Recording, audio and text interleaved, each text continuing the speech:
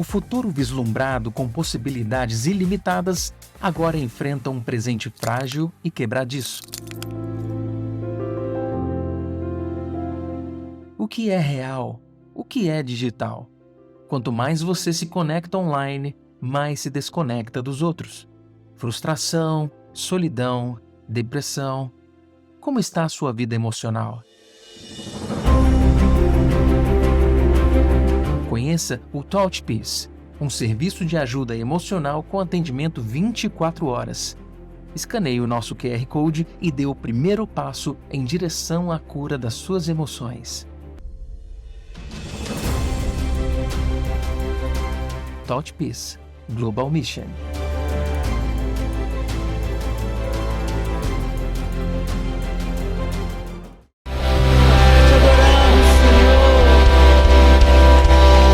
Aleluia, nessa mesma atmosfera, pode se sentar.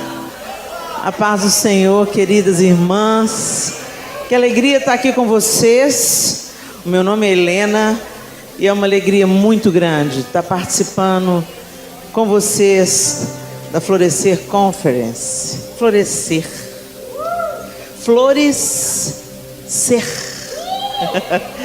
É tempo de romper mesmo, o Senhor quer nos fazer atravessar.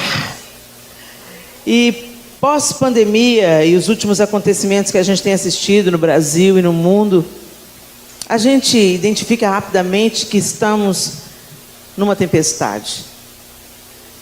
Estamos em uma tempestade. Mas é uma tempestade com propósito, né? Ô, gente, é tão bom a gente pertencer, como diz a canção, né? Como é bom poder pertencer a um Deus de amor. Como é bom poder confiar em sua fidelidade. Eu descanso em ti, eu espero em ti, eu te adoro, Deus de amor. Às vezes a gente pensa que Deus está nos amando só quando as coisas estão do jeito que a gente quer. Só quando as coisas estão funcionando e tudo está fluindo do jeito que a gente quer, e Deus está nos amando. Não tem nada a ver com isso, gente. Nós, como pais, quantas mães nós temos aqui? Deixa eu ver. Às vezes você está amando o seu filho, sendo dura com ele. Às vezes você está amando o seu filho quando você dá limites a ele. Você não vai ver o seu filho brincando com um copo de veneno e vai achar, ai que lindo, filho. Você vai tomar o copo de veneno. Mas na hora que você tomar o copo de veneno, na cabeça dele, você está privando ele da alegria. Não é assim? Pois é, com a gente também não é diferente não. Às vezes Deus está nos livrando do que a gente não sabe, que é mortal. Mas o Senhor está nos livrando, né? Ele está nos amando e a gente está achando ruim com Deus, fazendo bico com Deus. Mas eu espero que isso tudo que a gente tem vivido na nossa vida macro, ou seja, como sociedade, como pessoas, cidadãos e cidadãos não apenas do Alagoas, mas de todo mundo, né? Que a gente tenha aprendido alguma coisa com essas diversidades que atravessamos. O Senhor está nos treinando, o Senhor está nos esticando. E para quem começa a malhar aí, sabe do que eu estou falando, né? A gente não gosta de fazer exercício não, porque dói. Mas é isso que vai fortalecer o músculo. É isso que vai nos tornar resistentes. É isso que vai fazer você subir 3 lances de escada correndo e não morrer no final dela. Mas para você conseguir fazer isso, você vai ter que ser esticado, aperfeiçoado. E o Senhor está fazendo isso conosco para que a gente possa atravessar, para que a gente possa romper, para que a gente possa atingir o nosso objetivo. Na perspectiva bíblica, a palavra felicidade, ela nada tem a ver com... nada tem a ver uma coisa difícil. Tem a ver também, né? Na nossa perspectiva, felicidade, na perspectiva humana, no nosso idioma, na nossa perspectiva, felicidade está relacionada a um estado, uma disposição mental e emocional favoráveis.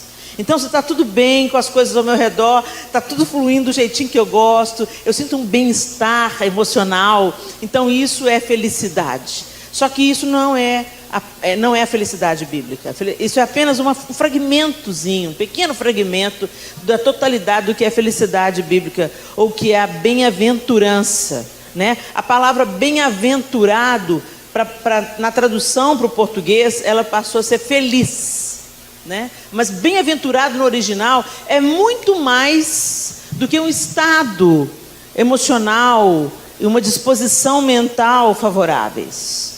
Felicidade bíblica significa aquele que atinge seus fins, cumpre o seu propósito e floresce. Atinge seus fins. Para atingir o fim, gente, você vai ter que ralar um bocado. Para atingir os seus fins, você vai ter que permanecer na hora que todo mundo quer desistir.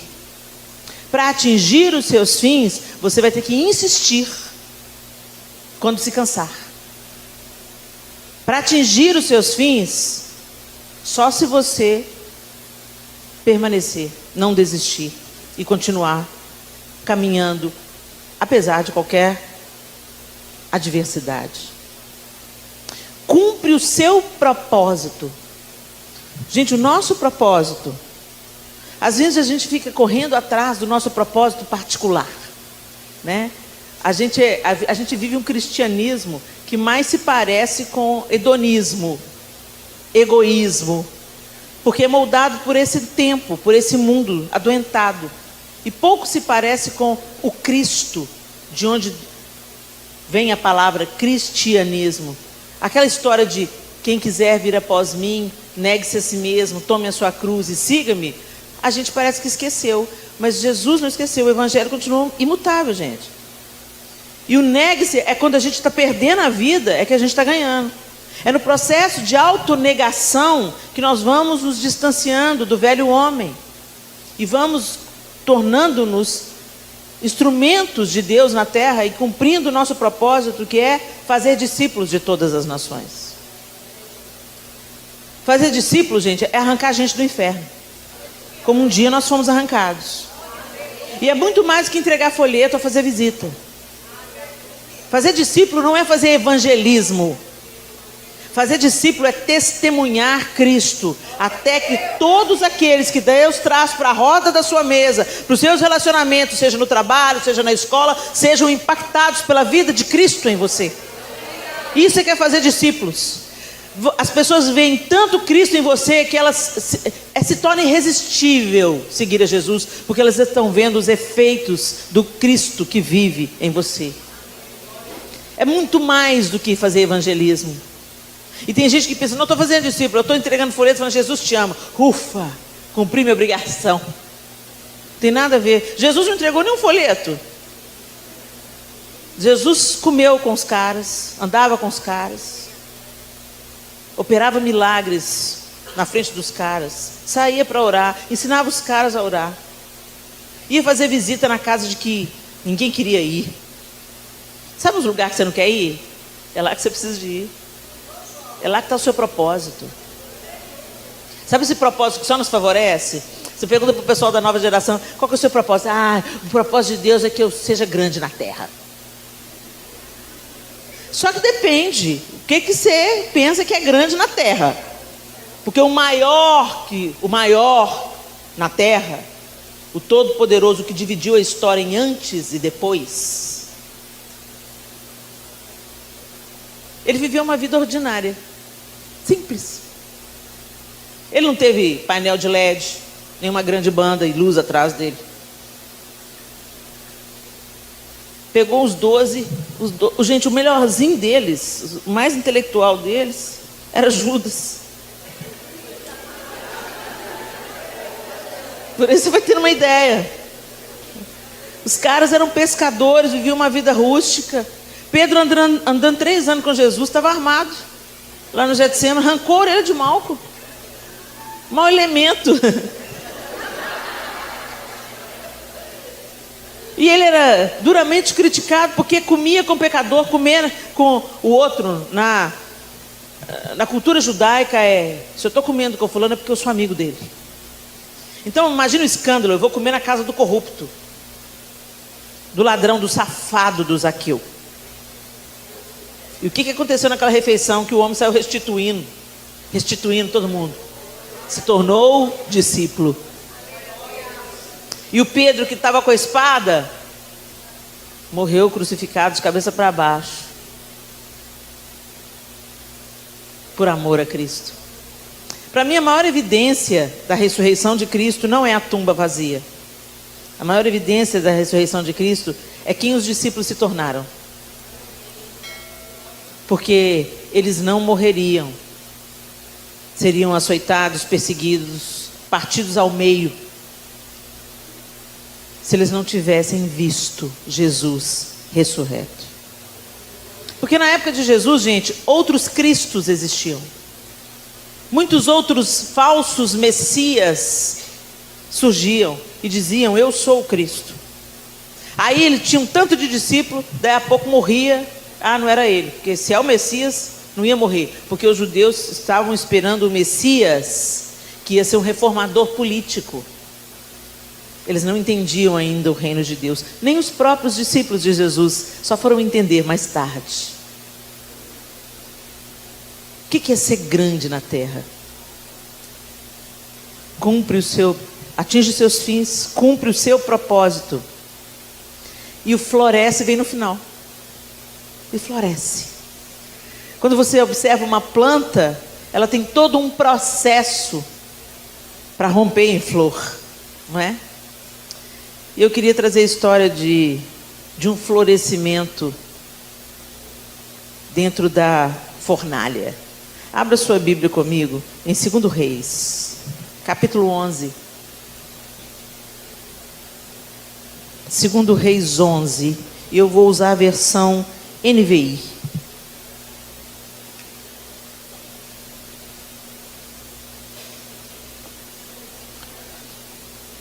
A palavra de Deus diz assim em 2 Reis, capítulo 11, a partir do verso 1. Quando Atalia, mãe de Acasias, soube que seu filho estava morto, mandou matar toda a família real. Mas Jeoseba, filha do rei Jeorão e irmã de Acasias, pegou Joás, um dos filhos do rei que iam ser assassinados, e o colocou num quarto com a sua ama, para escondê-lo de Atalia. Assim, ele não foi morto. 6 anos ele ficou escondido com ela no templo do Senhor, enquanto Atalia governava o país.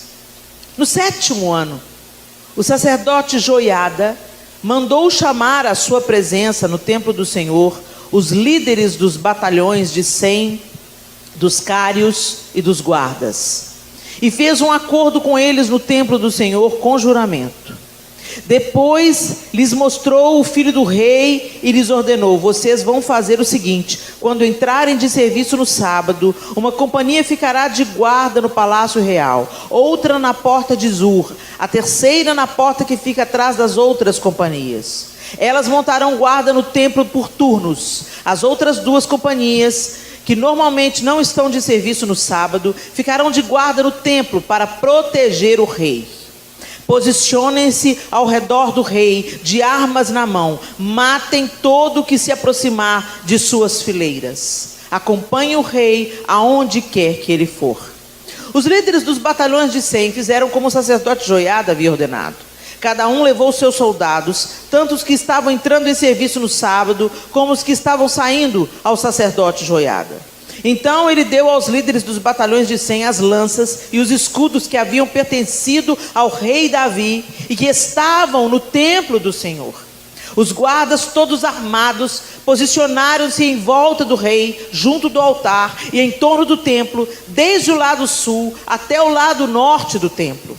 Depois, Joiada trouxe para fora Joás, o filho do rei, colocou nele a coroa e lhe entregou uma cópia da aliança.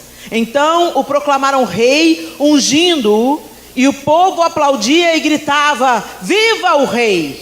Quando Atalia ouviu o barulho dos guardas e do povo, foi ao templo do Senhor, onde estava o povo. e onde ela viu o rei em pé, junto à coluna, conforme o costume.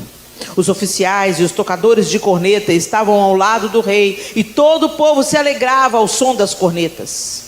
Então Atalia rasgou suas vestes e gritou: traição! Traição! O sacerdote Joiada ordenou aos líderes dos batalhões de 100 que estavam no comando das tropas: levem-na para fora, por entre as fileiras, e matem à espada quem a seguir. Pois o sacerdote dissera: ela não será morta no templo do Senhor. Então eles a prenderam e a levaram ao lugar onde os cavalos entraram no terreno do palácio, e lá a mataram. E Joiada fez uma aliança entre o Senhor, o rei e o povo, para que fossem o povo do Senhor.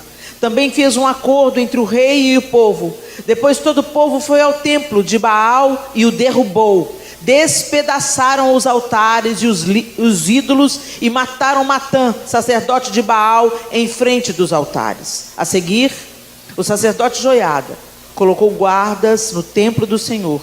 Levou consigo os líderes dos batalhões de 100 cários, os guardas e todo o povo, e juntos conduziram o rei ao templo, do templo ao palácio, passando pela porta da guarda. E todo o povo se alegrou, e a cidade acalmou-se, depois que Atalia foi morta à espada no palácio.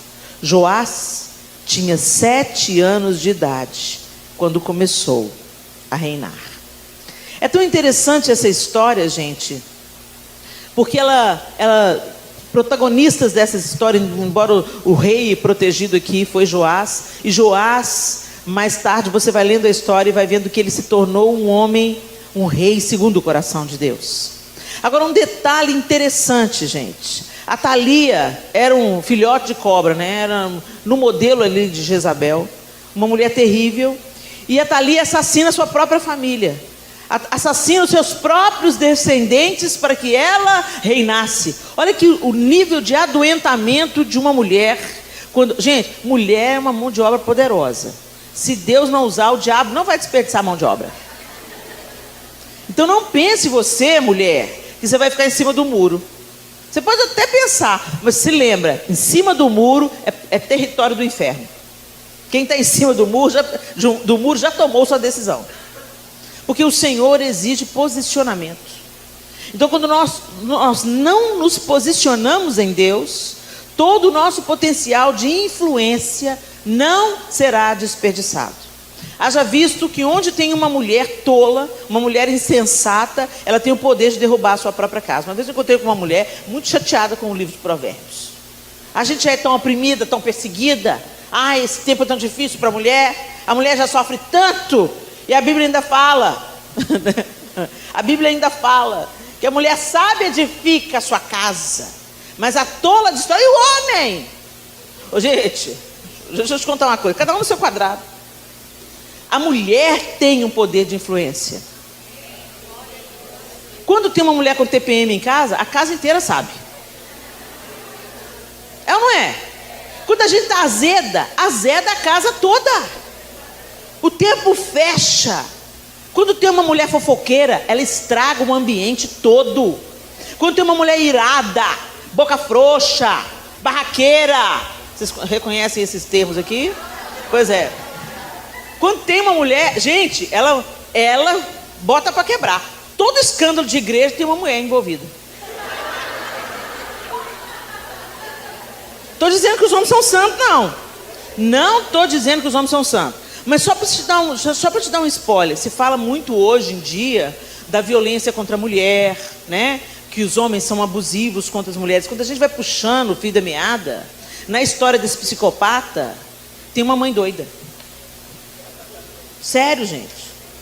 Em muitos casos, quando você vai analisar a posição abusiva de um homem, às vezes é um pai que foi abusivo, um pai que foi embriagado e o filho mira no encontro do pai. Mas eu estava conversando com uma terapeuta sobre esses desdobramentos. Como é que um cara casa direitinho com uma mulher, ama essa mulher e depois se torna um marido agressivo, um marido que bate? E vários são os diagnósticos e as histórias. Mas ela falou que é muito reincidente no consultório dela, quando ela vai puxando o fio da meada, duas situações. Uma situação é desse filho, desse homem, ter sido maltratado pela mãe, ou por uma irmã mais velha. Uma figura feminina se tornou abusiva na vida dele. Então é aquela irmã que, sabe, gente, se você é irmã mais velha, você sabe o que eu estou falando, né? Então, judia do menino, você fala mal do menino, você dá uns petelecos no menino, e a mãe fica sempre do lado da filha. Sabe como? É uma figura abusiva, a mãe preferiu a filha, empoderou a filha, deixou o menino para lá. Então tem uma raiva reprimida que vai ser derramada em cima de outra mulher. Ou outro caso muito reincidente. Gente, eu não estou falando que é só isso não, tá bom?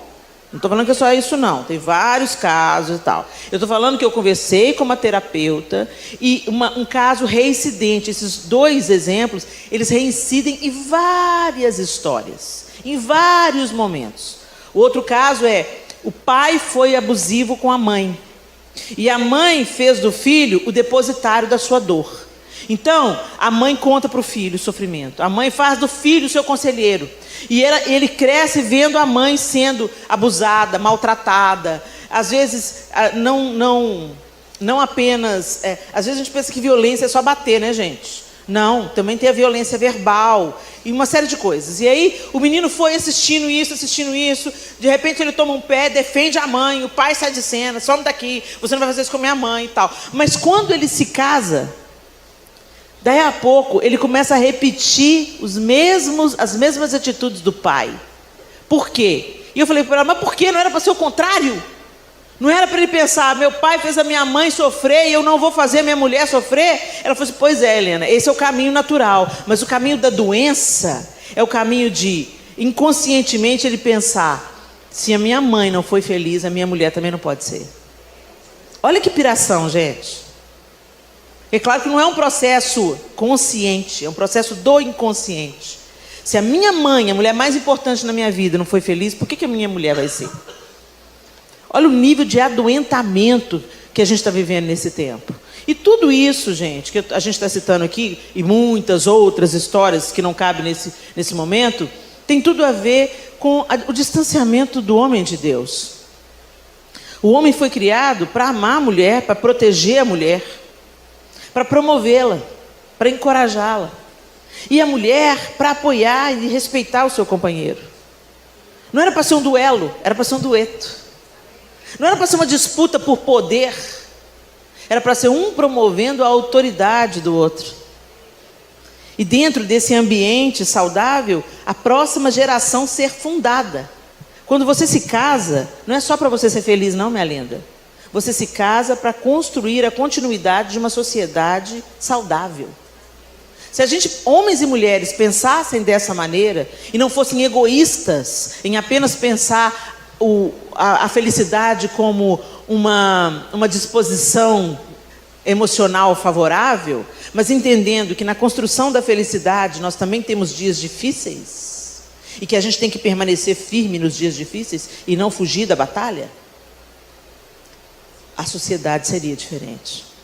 Hoje nós estamos vivendo o fruto da relativização dos relacionamentos humanos e da banalização do casamento, que é uma instituição divina. Então, todas as vezes que a gente se afasta do projeto original, do projeto de Deus, a gente paga uma conta muito alta. E não só na nossa vida privada, mas a sociedade sofre os efeitos disso. E eu quero te dizer, mulher, Deus te criou com poder de influência impressionante. Por isso que a gente tem mais palavras que os homens. Não é para fofocar, é para ensinar, para instruir, para encorajar, para edificar, para trazer assuntos importantes de serem falados à baila, para ensinar as meninas que elas podem ser lindas, poderosas e construir muitas coisas, porque elas são mulheres, mas que elas devem respeito aos homens, porque os homens precisam se sentir respeitados, e ensinar aos filhos homens que as mulheres podem estar pelada, que isso não tira a dignidade dela, que ela não merece ser abusada, nem estuprada, nem violada de nenhuma outra forma. Porque ela é feita de uma maneira assombrosa, maravilhosa, pelas mãos do próprio Deus. Mulheres receberam mais palavras, porque a gente é que ensina. Quem é que repete com o menino 300 vezes? Já escovou o dente? Já lavou a mão? Vai passar desodorante? O homem pode até falar, gente, o pai pode até falar: o rapaz, vai fazer isso assim, assim, e tal. E é maravilhoso quando o homem entra na parada, porque às vezes a gente fala, tem pouco efeito, mas o pai só olha e já resolve a parada. Entendeu? É para ser a dupla. Não é para disputar poder, cada um tem o seu nível de autoridade, de influência. E nós, mulheres, somos educadoras por vocação. O maior número das professoras são mulheres. No ensino fundamental, na educação infantil, no ensino fundamental, a grande maioria são mulheres. Nós somos educadoras por vocação. E se a gente não educar de maneira certa, nós vamos educar de uma maneira torta. Quando a mulher fala com a filha dela: não dependa de homem nenhum. Parece uma coisa muito boa. Parece uma coisa muito boa. Mas está gerando nas mulheres um sentimento de que elas são autossuficientes. E nós não somos. Nós precisamos uns dos outros. Nós precisamos uns dos outros. Eu detesto o discurso que desvaloriza um gênero, desvaloriza o outro. Eu odeio esse discurso. Porque Deus criou os dois com propósitos. E quando a gente foge dos propósitos, a gente sabota o nosso florescimento.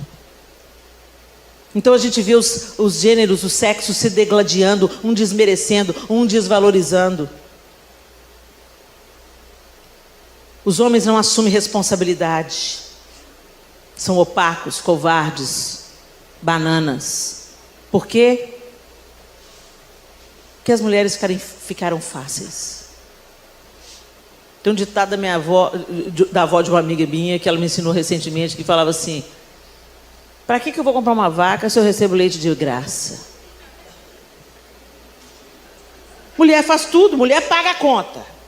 Mulher anda de perna aberta, mulher bebe, mulher fuma, mulher dá, transa à vontade. Para que o homem vai valorizar uma figura dessa?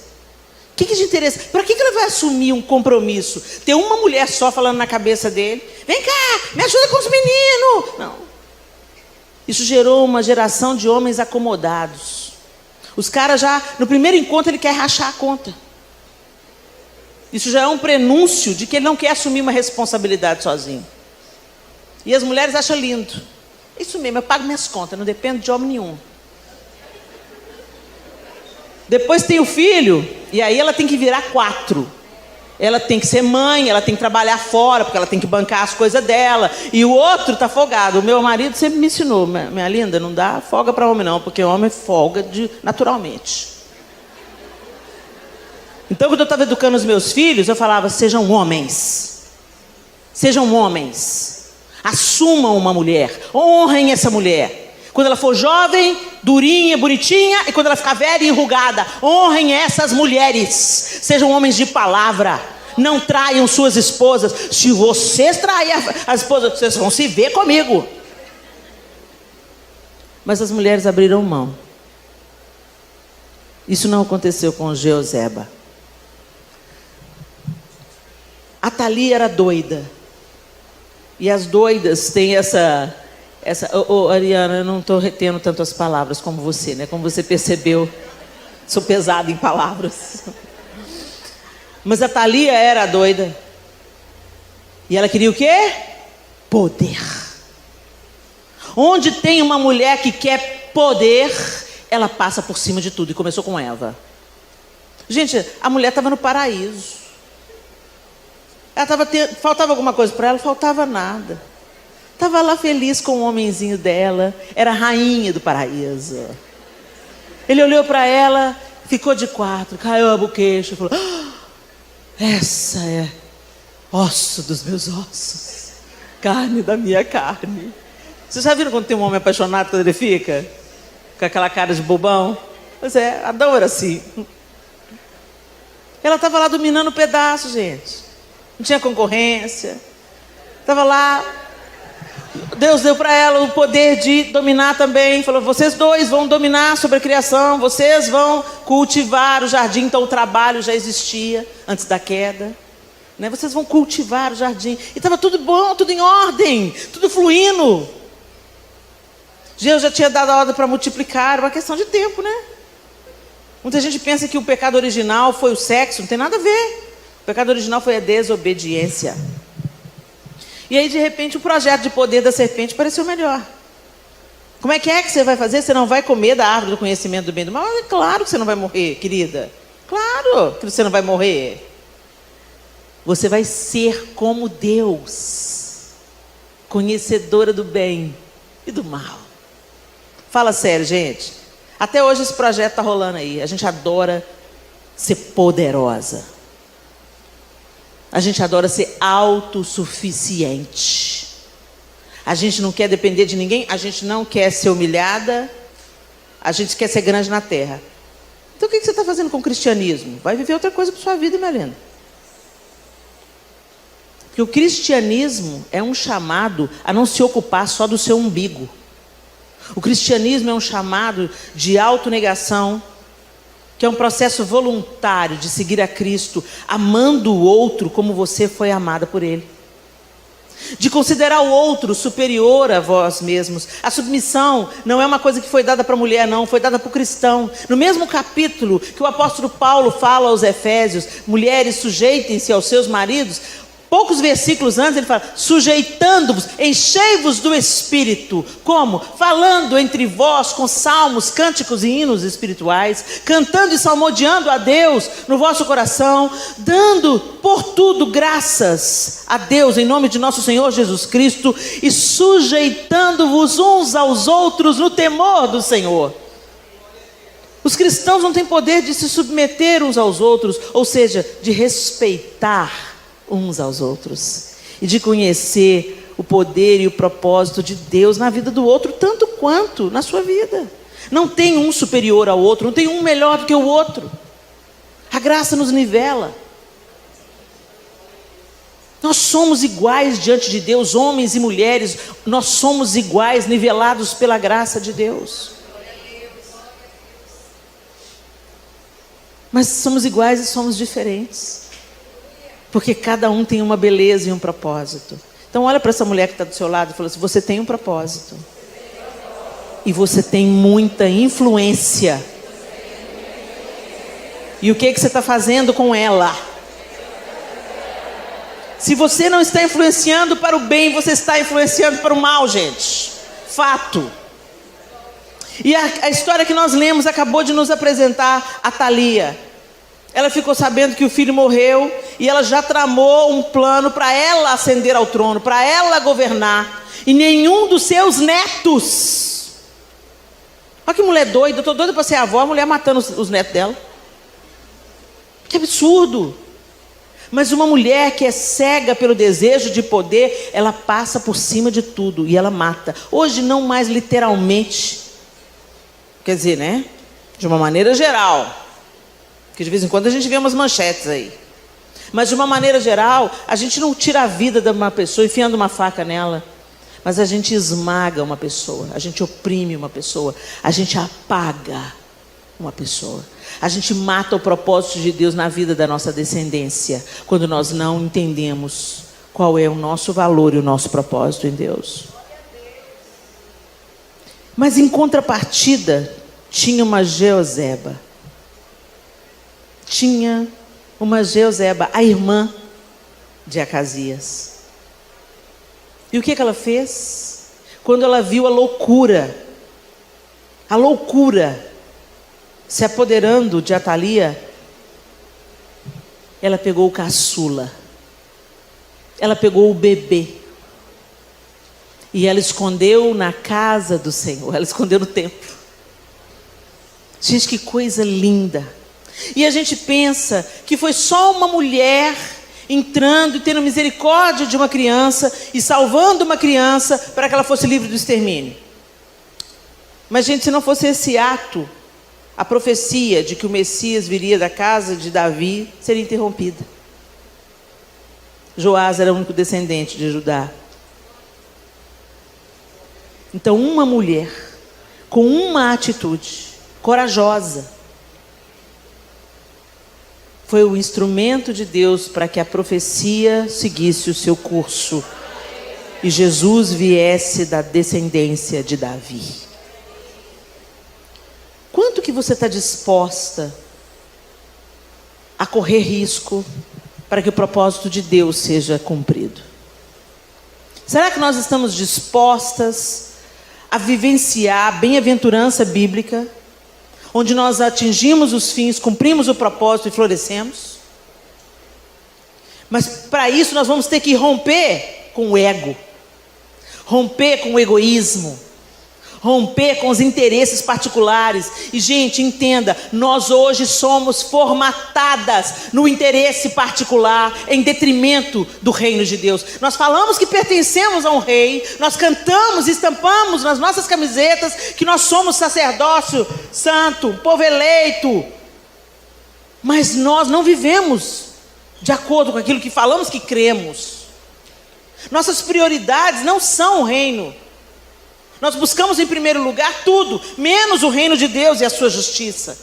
Porque frequentar uma igreja, gente, frequentar uma reunião, gostar do ambiente da igreja é fácil. A igreja é um lugar gostoso da gente estar, tem música boa, tem boas canções, tem bons músicos, tem uma palavra temperada. E às vezes você sai toda encorajada depois de uma palavra da Ariana dessa. Vai lá, muda a sua batalha, muda o nome da sua batalha, o Senhor é com você. Quem não gosta de ouvir isso? Mas a parte que me cabe nesse latifúndio é te chamar para a real. Minha linda, nós esperamos que Jesus volte. Deixa eu trazer a sua memória aqui, qual que é a esperança cristã? A esperança cristã é que o Senhor vai se assentar no trono e Ele vai ajustar todas as coisas. Toda ânsia que nós temos de justiça, toda ânsia que nós temos de ordem, de beleza, de arte, de riqueza, tudo aquilo que a gente sonha, ver as nações desfrutando de paz, de segurança. Sabe o sonho americano? Por que as pessoas querem ir para os Estados Unidos? Porque você chega lá, as casas não tem arame farpado. Na verdade, em alguns bairros não tem nem muro. Meu irmão mora lá há 20 anos. O bairro que ele mora não tem muro. As casas são separadas por cercas vivas, planta.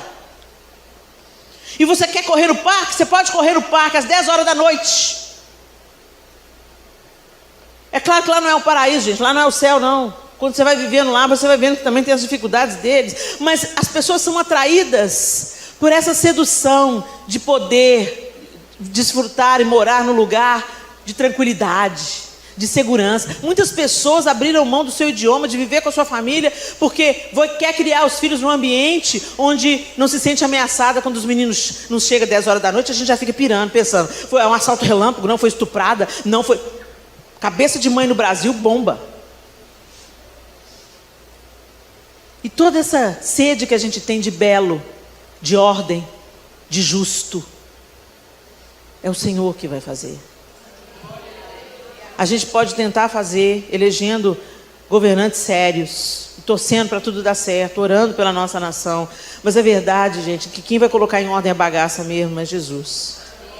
Porque a desordem que nós estabelecemos, ela está tão acentuada, a maldade, a iniquidade cresceu de tal maneira, que é o Senhor que reina. Mas, enquanto Ele não se assenta no trono e põe em ordem todas as coisas, nós já vivemos hoje como a antecipação do que aguardamos.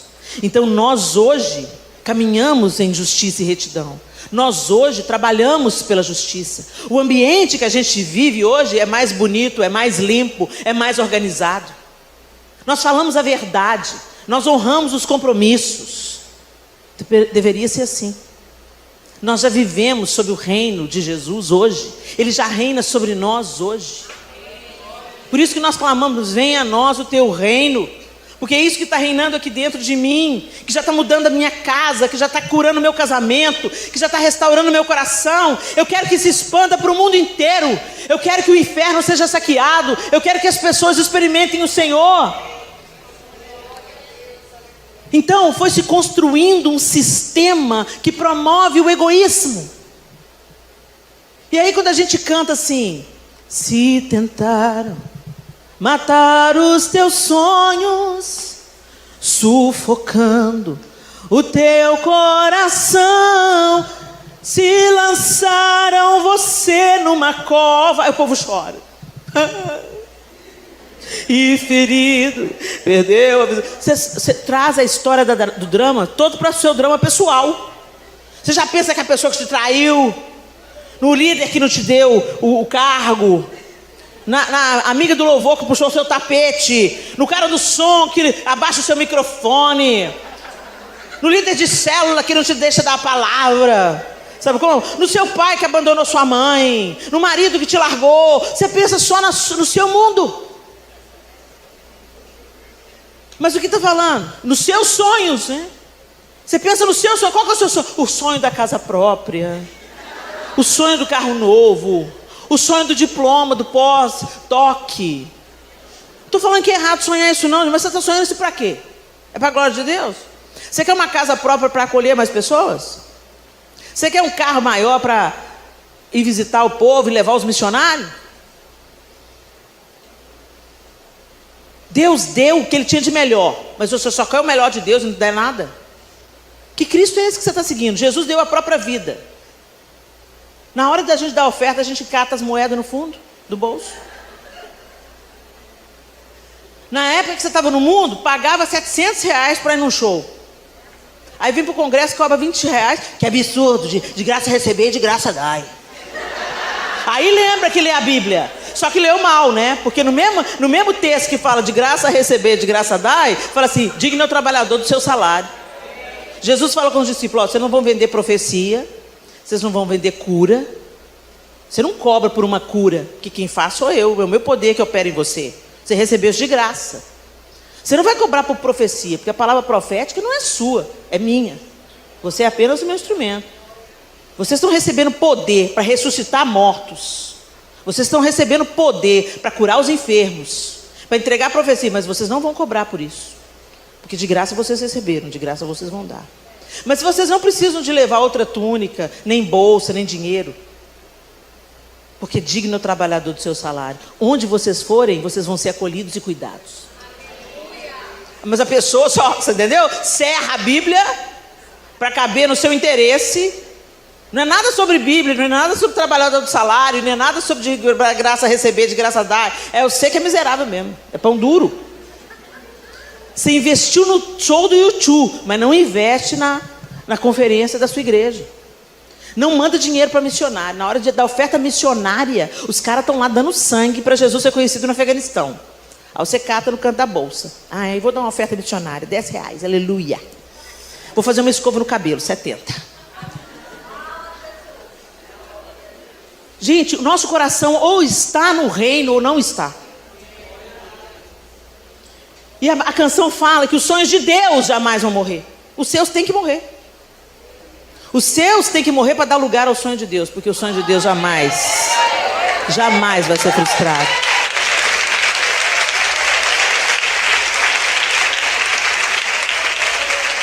Deus quer levantar você na sua geração. Deus quer fazer de você uma mulher sábia. Deus quer fazer de você aquela que é como uma árvore frondosa, debaixo dos quais as pessoas vêm buscar aconchego, sombra, alimento.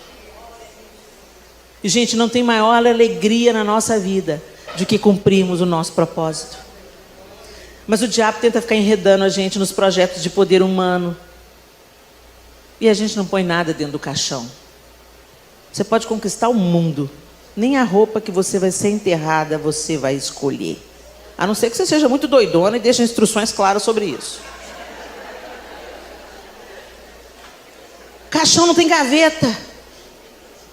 Mas a gente investe no que é passageiro, mas não investe no que é eterno. Uma vida que foi restaurada por causa do seu testemunho, por causa do tempo investido. O missionário que foi sustentado no campo, porque você às vezes fez cantina na igreja para levantar dinheiro, para mandar para o missionário. Isso tem uma reverberação eterna. Atalia queria poder e Jeoseba queria proteger o propósito de Deus. Era o descendente de Judá. Ele tinha que ser protegido. Tinha algo muito maior em jogo. E não apenas a proteção da descendência do Messias, mas Joás se tornou um rei justo, um rei aprovado pelo Senhor. Ele derrubou os altares de idolatria em Israel. Ele trouxe um tempo de bênção sobre o povo. Não menospreze as pequenas coisas que Deus coloca no seu caminho. Ele era um bebê, mas teve coragem. Ela podia ter sido morta por traição. E como é que ela fez, gente, para esconder esse menino? 6 anos, criança corre, criança grita, né? Criança é agitada. Como é que ela fez para proteger, para esconder esse menino dentro do templo do Senhor? 6 anos. 6 anos. E no 7º ano, 7 é o número da perfeição, o sacerdote Joiada proclama Joás rei sobre Israel com 7 anos de idade.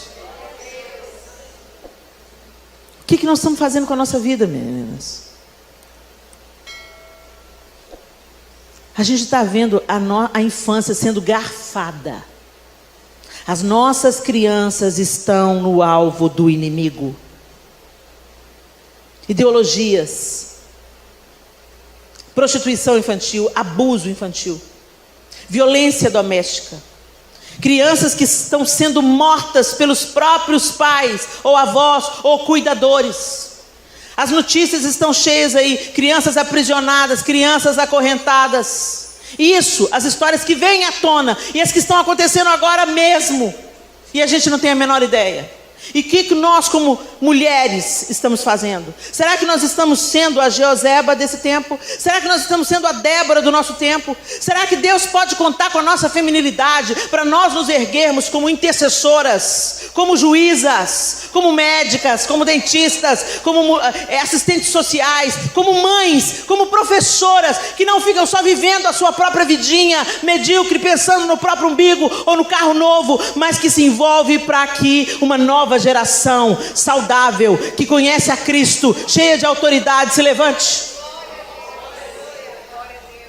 É muito fácil a gente ligar a televisão e ficar, ai que absurdo. Ir para a rede social e falar, estou indignada. Indignada ficou eu, há um tempo atrás, que a gente viu aquela menina, aquele caso horroroso que aconteceu um pouco antes da pandemia, de uma menina de 8 anos, se eu não estou enganada, que foi estuprada, engravidou, e aí teve que fazer um aborto. Você se lembra dessa história medonha? Só que ninguém conta que ela fica livre do bebê, ela fica livre da gestação, mas ela nunca mais fica livre do trauma de um aborto. Um aborto é traumático. Ninguém fala na parte ruim do aborto. Ninguém fala no estrago que pode causar no corpo de uma mulher. Ninguém fala que essa mulher que faz um aborto pode morrer, mesmo quando é feito numa clínica decentemente. Ninguém fala que uma mulher que faz um aborto fica marcada psicologicamente para o resto da vida. Ninguém fala. É mais fácil falar para ela fazer um aborto do que falar para ela, não transe. Ou coloca um DIU. Usa camisinha. É mais fácil falar, faz um aborto como se fosse uma opção. Um método anticoncepcional. E que loucura isso está acontecendo. E quando passa a aprovação do aborto nos países, há uma celebração das mulheres. As mulheres que deveriam ser protetoras da vida estão celebrando os sacrifícios a Moloque. Ah, Helena, é questão de saúde pública. Não, é questão de fazer discípulos. Se a gente não estivesse falhando em fazer discípulos, a gente não teria que estar tendo que combater o aborto. É uma sociedade tão hipócrita, porque promove o aborto, mas também promove a erotização. Aí eu vi uma menina de 8 anos em cima de um carro de som, mesma idade, mais nova, 6 anos de idade. 6 anos de idade. Poucas semanas depois daquele caso horroroso, que uma menina de 8 anos foi violentada e ainda teve que fazer um aborto. Uma menina de 6, em cima de um carro, dançando essas músicas nojentas pornográficas e um tanto de adulto em volta, sem tomar nenhuma atitude. Ninguém zelando pela proteção daquela criança. Um homem com uma ereção, olhando a criança, o outro filmando o bumbum da menininha, e todo mundo achando lindo. Aí eu postei, detesto postar essas coisas, minhas redes sociais não são para fazer um outdoor da impiedade, mas o propósito era chocar. Eu fiquei tão indignada, que eu postei e deixei postado por 6 horas, e aí choveu de comentário. Isso é um absurdo. Onde estão os pais dessa menina? Quem está o responsável por ela? Ela está sendo exposta, ela está sendo explorada. Isso é exploração sexual infantil. Essa criança tem que ser protegida. Todo mundo indignado com o discurso certo. Nós estávamos promovendo uma conferência de mulheres online, pela Visão Mundial, com o tema Ternura se aprende em casa, ensinando o papel da mulher na proteção da infância.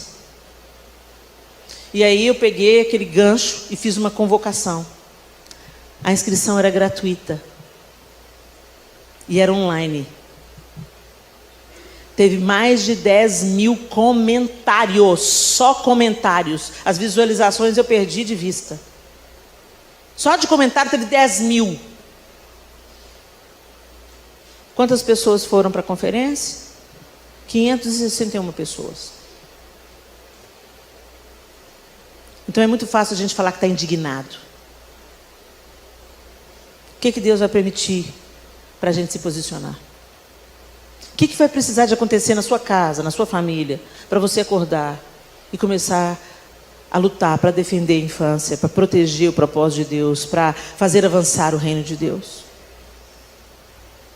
Eu não estou falando de grandes projetos, não, gente. Estou falando de cuidar de uma criança.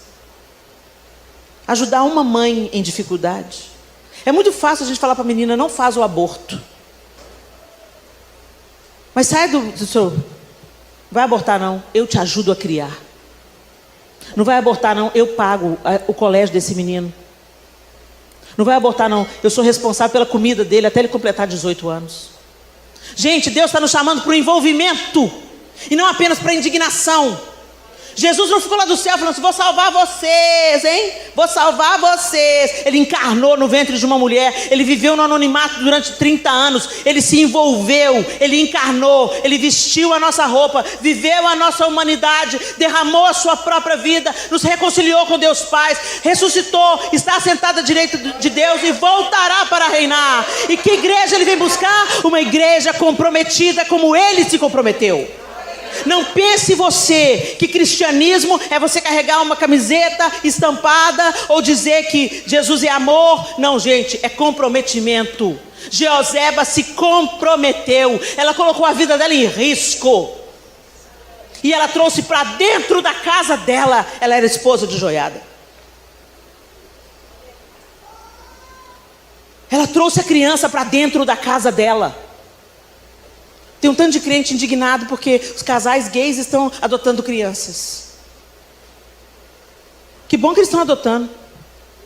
Porque ninguém adota, né? A gente quer um bebê de olhos azuis e branco. E as crianças que estão lá. Gente, meu coração está queimando. Sei o que Deus vai fazer comigo não. Mas meu coração está queimando. Porque ninguém quer adotar um menino de 14, de 13 anos. Mas eles existem. E tem tantas mulheres de Deus, mulheres de Deus, que não têm filhos.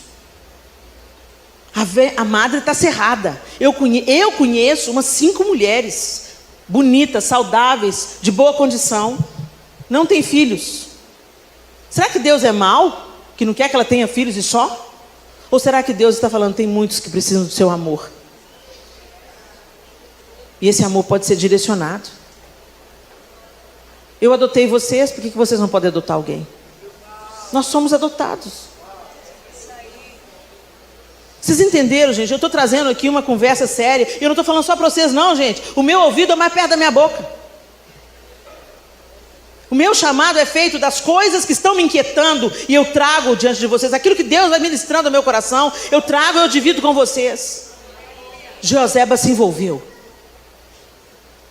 E o resultado do envolvimento de Jeoseba é que uma mulher tirana e assassina foi removida do poder.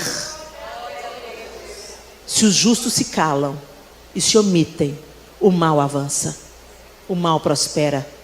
Então não espere do pastor, não espere do missionário, não espere do líder de louvor. Seja a noiva do Senhor, seja a solução, seja a resposta na sua rua, seja a resposta na sua família, seja a resposta na escola onde você leciona. Se cada uma de nós aqui cuidar de uma mulher quebrada ou de uma criança abandonada, nós vamos mudar a situação da nossa nação. Para de esperar do governo o que a igreja tem que fazer. Deus é que muda a história da nossa nação, gente. E Ele faz isso através da sua noiva. Ele se comprometeu e Ele está nos chamando a nos comprometer também. Ele deu sangue. E a igreja no Oriente Médio está dando também. E a gente está aqui nessa nossa meninice. Esse evangelho poliana. Ai, que vida boa. O que Deus vai precisar de fazer para nos amadurecer? Eu tremo quando eu penso nisso. Porque onde a igreja mais prospera é na perseguição. É nos açoites, nas prisões. Que a gente escute o chamado de Deus na sua doce voz. E que Deus nos livre o Brasil do seu megafone. Que a gente se envolva. Você é mulher. Você tem poder de influência. Não interessa a sua idade.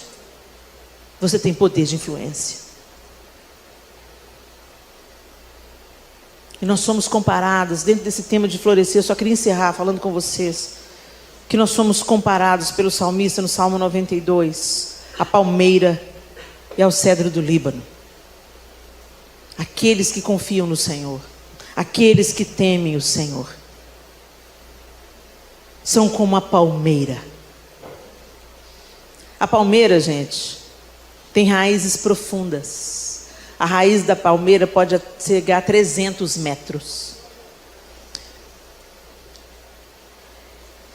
A nossa vida cristã não é formada no coletivo, ela é formada na individualidade. Para a gente aprofundar a raiz, precisa de ter vida devocional. O que é devocional? Não é a hora que você lê a Bíblia. Vida devocional é uma vida devotada ao Senhor. Será que você é devota do Senhor? Aqui no Nordeste usa muito o nome devoto, né? Devoto. Devotada, entregue, rendida. O Senhor é o centro da sua vida? É nisso que consistem as nossas raízes. Quem tem intimidade com Deus é que aprofunda raízes. E a característica da palmeira é que ela não se quebra. Ela cresce na vertical. Ela dobra, mas suporta ventos de até 150 quilômetros por hora. Forte a bicha. E ela só floresce em ambientes quentes. Então se aqueça aí do fogo do Espírito. Esse negócio de frieza espiritual, sabe aquela vida meia boca... Sabe? Não, gente, o Senhor, Ele vomita os mornos. Ele quer você aquecido na sua presença. E o cedro do Líbano, gente, que é a comparação que o salmista faz com aqueles que temem o Senhor, aqueles que esperam no Senhor. É uma árvore majestosa. Ela é encontrada na região da Síria, da Turquia, do Líbano. Ela vive centenas de anos. É símbolo de força e eternidade. A sua folhagem é perene, as folhas não caem. A sua madeira homogênea e aromática foi usada para toda sorte de construções dos navios, dos fenícios, né? Eles construíam embarcações com cedro do Líbano. O templo foi construído, o primeiro templo foi construído com cedro do Líbano. Os egípcios utilizavam a sua resina na prática de mumificação. Moisés aconselhava os sacerdotes judaicos a utilizar a casca do cedro para fazer a circuncisão. Vários reis da região, bem como de países distantes, procuravam a sua madeira para suas construções civis ou religiosas. A árvore é mencionada 75 vezes na Bíblia. Ela foi utilizada pelos romanos, pelos gregos, pelos assírios e pelos babilônios. Ela cresce devagar, mas de forma consistente. Gente, nos 3 primeiros anos, cresce 5 centímetros para cima da terra. 5 centímetros é isso aqui, ó. 3 anos. O cedro cresce 5 centímetros para fora da terra e 1,5 metros para baixo. E quando ela atinge toda a sua força, ela tem 40 metros de altura e 14 metros de diâmetro. Uau! Quanto ao clima, o cedro do Líbano é pouco tolerante à sombra. Por isso prefere as posições onde existe o sol total. O sol da justiça incidindo sobre o Líbano. O cedro do Líbano. Nasce naturalmente onde existem pequenos aguaceiros no verão, sendo também muito tolerante à seca, à aridez. É a essas árvores que nós somos comparadas. Que você seja um cedro do Líbano. Que você floresça como a palmeira. Que você não viva apenas pensando no seu mundinho, mas busque em primeiro lugar o reino e a sua justiça. As demais coisas serão acrescentadas. Que vocês se levantem como Jael, como Débora. Que vocês se levantem como Jeozeba, para que toda Atalia seja destronada, para que toda posição de abuso, todo principado e potestade que se erga contra a infância, contra mulheres, que você se torne uma mulher cuidadora de mulheres, que você se torne uma mulher protetora da infância. Sempre tem alguém perto precisando. Abra os seus olhos, incline o seu coração e faça a diferença. Jeozeba salvou um, e esse um fez toda a diferença. Não apenas na linhagem do Messias, mas também destronando os altares de Baal no meio de Israel. Que você seja Jeozeba nessa geração. Fique de pé no seu lugar. Feche os seus olhos. E eu queria que você fosse muito honesta com você. A minha palavra, gente, ela é extremamente desconfortável. Mas eu quero te tranquilizar, ela me desconforta também. Ela mexe comigo também. Eu não estou conformada em viver uma vidinha mais ou menos, não, gente. Eu quero viver a felicidade bíblica. Eu quero alcançar os meus fins. Eu quero cumprir o meu propósito. E eu quero florescer na presença daquele a quem eu amo e sirvo. Não se contente em comer as bolotas dos porcos. Elas parecem sedutoras para aqueles que têm fome, para aqueles que estão longe da casa do Pai. Frequentar a igreja não significa que você está na casa do Pai, gente. Tem muita gente desviada do Evangelho dentro da igreja, cumprindo todas as suas obrigações na igreja. Ofertante, dizimista. Relacionamento com Deus não se dá uma vez por semana. Relacionamento com Deus é 7 dias por semana, 24 horas por dia. Você vive para Ele. Na sua carreira, na sua profissão, no seu trabalho, no seu estudo, na sua tarefa doméstica, na sua maternidade, no seu casamento. Você é filha do Deus eterno. E onde uma filha do Deus eterno anda, tudo se faz novo, diferente. É luz brilhando, é sal temperando, é diferença sendo empreendida, é a influência feminina servindo ao reino de Deus, educando a próxima geração, amparando, cuidando. A gente fica olhando o que os outros não estão fazendo, criticando às vezes o que o outro começou a fazer. Para de olhar para a vida dos outros. Para de medir os pecados alheios. Combata os seus. Nós temos que combater o nosso próprio pecado, a nossa inveja, a nossa cobiça, a nossa antipatia, a nossa apatia, os nossos ranços, as coisinhas, os melindres. A gente tem que combater isso primeiro em nós. E a gente combate isso enquanto serve ao Rei. E pergunta: Senhor, Qual é o meu propósito aqui nessa casa? Qual é o meu propósito aqui nessa escola? Qual é o meu propósito aqui nesse emprego? Seu emprego está ruim, minha linda, mas é lá que você está plantada, então floresça. É lá que você está plantada, floresça, até que Deus te transplante para outro lugar. Onde você está, dê fruto. Onde você está, floresça. Onde você está, faça a diferença. O cedro do Líbano resiste na seca. Você tem essa capacidade, se você se abastece no eterno. Na nossa força, gente. Na nossa força a gente não vai longe, não. Mas o Senhor é a nossa força. Ajuda-nos, ó Deus. Quebra todo sofisma na nossa mente, todo entorpecimento nos nossos sentidos, que nos fazem nos ocupar e empreender energia naquilo que é passageiro, naquilo que é temporário. Senhor, nós queremos ter uma visão do que é eterno.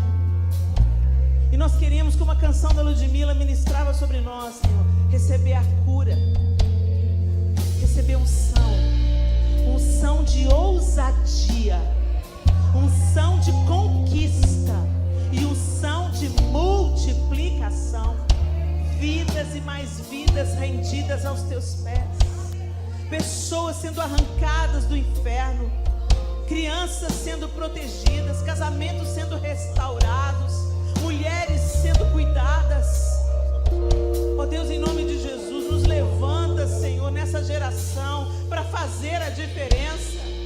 Nos arranca, Senhor, do egoísmo, do hedonismo, do egocentrismo. Cura a nossa visão, restaura a nossa visão e nos faz sonhar os teus sonhos, Senhor, porque é no cumprimento do nosso propósito é que reside a nossa felicidade. Todos os outros poços são cisternas rotas,